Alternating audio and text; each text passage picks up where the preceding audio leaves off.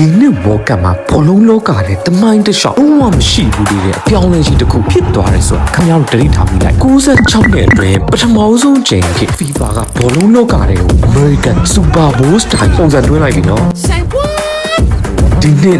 2026ကမ္ဘာဖလားကိုစုကူးသွားတဲ့စပိန်အသင်းဟာရွှေတံဆိပ်တွေအပြင်တမိုင်းမှာပထမဆုံးချိန် Championship Ring လို့ခေါ်တဲ့လက်စွပ်ကြီးတွေကိုပိုင်ဆိုင်ခွင့်ရခဲ့ပြီနော်တစ်ဖက်မှာလည်းကမ္ဘာဖလားနောက်တစ်ဖက်မှာတော့စပိန်အသင်းအမှတ်တံဆိပ်နဲ့အတူ18ကာရက်ရွှေစစ်စိန်89လုံးနီလာ36လုံးတို့နဲ့လက်ရမြောင်မြောင်ဖန်တီးထားတဲ့လက်စွပ်တွေကိုပါပိုင်ဆိုင်ခွင့်ရခဲ့တာနော်